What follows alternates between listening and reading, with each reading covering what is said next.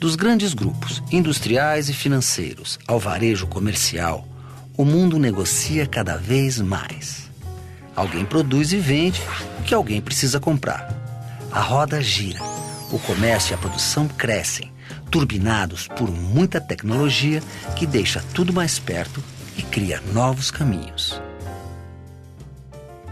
A principal tecnologia que caracteriza o período da globalização é a tecnologia da informação. Os principais objetos técnicos que caracterizam ela são os computadores, os satélites artificiais e, hoje em dia, os computadores pessoais, telefones celulares. Eles são objetos informacionais, porque eles têm uma carga muito grande de informação. Em função dessa facilidade do transporte das informações hoje em dia, é possível uma empresa em Nova York, uma empresa em Londres, uma empresa em Paris, emitir uma ordem para uma filial dessa empresa no Brasil, na Argentina, na África do Sul, e essa ordem chegar cristalinamente nessa filial e essa ordem ser executada com enorme facilidade. É possível comandar redes globais de produção a partir de um único ponto do planeta Terra.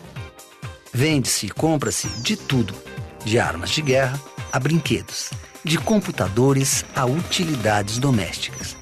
É a integração online mundo afora, como se não houvesse fronteira. A globalização é um novo cenário de vida para a humanidade.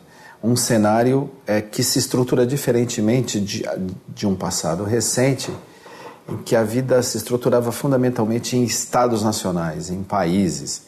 Nós estamos superando esses limites territoriais e criando um contexto mais largo de vida para as sociedades humanas, que também estão se transformando em sociedades maiores do que meramente sociedades nacionais. É um alargamento do contexto geográfico onde vivíamos. Sem dúvida, a questão econômica é um impulso significativo nesse processo. Mas o fato de ser um impulso muito poderoso, de ser talvez o principal, não pode esconder que a globalização é bem mais do que isso. A globalização, ela é realmente uma integração, uma ampliação mais ou menos inevitável das relações humanas de todos os tipos.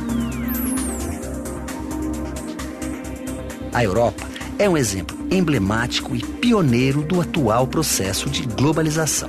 Terminada a Segunda Guerra Mundial, em 1945, há um processo de aproximação entre os países do continente para defender interesses comuns. Surgem os primeiros blocos econômicos. E a partir de 1957, com a criação do Mercado Comum Europeu, o mapa da União Europeia começou a ganhar o formato que tem hoje. Nos 27 países que formam a União Europeia, a circulação de pessoas e mercadorias é livre. O passaporte é único. E o dinheiro, o euro, está em quase todos os países, os que fazem parte da zona do euro.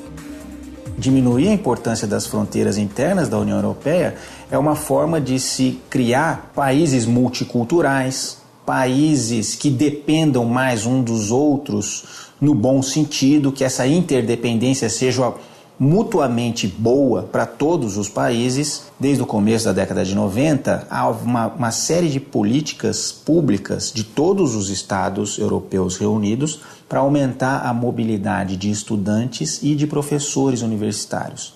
Isso ajuda a criar, no longo prazo, esses cidadãos europeus. Esse espaço universitário europeu é uma maneira de se diluir a importância das fronteiras e criar uma multinação na Europa Ocidental.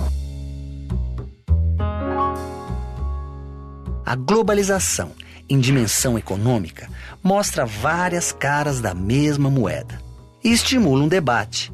Ela é boa para todos? Os países pobres são beneficiados? Ainda muito difícil de ser percebida integralmente, com conexões que ainda não enxergamos, mas evidentemente ele é desigual. Existem áreas do mundo, países, que estão muito mais articulados, envolvidos nesse mundo global do que outras áreas do mundo que estão apenas vinculadas parcialmente ao processo de globalização, como, por exemplo, boa parte dos países africanos, alguns países asiáticos, mesmo países latino-americanos, que têm um grau de inserção diferente nisto que chamamos de globalização. Outra consequência da globalização que precisa ser discutida é a formação de grupos econômicos e o poder que isso representa. Grandes corporações que operam na escala mundial são mais ricas que muitos países. Com dinheiro, têm poder de influência e podem pressionar governos em benefício próprio. As grandes corporações transnacionais podem ser pensadas no momento a partir de 2 pontos de vista. Primeiro, do poder econômico que elas possuem, que pode ocasionar um grande perigo, que este poder econômico se transforme indevidamente num poder político. Um poder econômico tão avassalador que subordina politicamente países mais frágeis, até os mais fortes, subordina aos seus interesses. As empresas ganharam um tal poder no atual período histórico que elas conseguem fazer com que os estados façam frente às necessidades delas e não das populações como um todo. Então, esses ataques às legislações trabalhistas, essa dificuldade dos sindicatos se organizarem, todas as leis que são feitas para dar subsídios para as empresas, para dar isenções fiscais para as empresas, são manifestações desse enorme poder que as empresas têm hoje, no período da globalização. Esta enorme capacidade de pressão que precisa ser contrabalanceada de formas de regulação que controlem um pouco a sua ação. Nem há estudos garantidos de que a expansão e a formação das grandes transnacionais no mundo tenham gerado mais empregos. No Brasil, estamos dos 2 lados do balcão. Compramos de tudo um pouco do mundo inteiro. Vendemos de tudo um pouco para o mundo inteiro. E uma pequena parte do que compramos está nas esquinas de muitas cidades brasileiras. Nas lojas de R$ 1,99, por exemplo. 7 em cada 10 produtos são fabricados em outros países. Agora a pergunta: por que não fabricamos tudo aqui? Por que não criamos aqui os empregos que ajudamos a criar lá fora? É desejável que os países tenham trocas comerciais uns com os outros, é desejável que os países tenham trocas migratórias uns com os outros, trocas culturais, tudo isso é o que a gente sempre sonhou para uma humanidade melhor. O que acontece muito hoje em função do enorme poder de algumas grandes empresas é que há sempre países deficitários. É necessário que todo país tenha minimamente equilibrado tanto a produção, quanto a distribuição, quanto o consumo. A produção em escala mundial cria novos fluxos comerciais e encurta distâncias.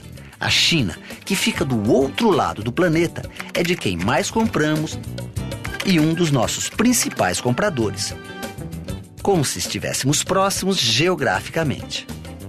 A globalização muda fluxos econômicos históricos, cria novos e dá uma nova cara para o mundo. A Europa foi parar no centro do mapa mundi pela importância que teve na estruturação do mundo moderno. Continua importante, mas hoje há fluxos econômicos mais intensos que não passam pela Europa. É a ligação direta da costa oeste das Américas com o Oriente via Oceano Pacífico. Portanto, pelo peso comercial e econômico deste novo movimento, o mapa do mundo pode ser apresentado assim, com outra cara.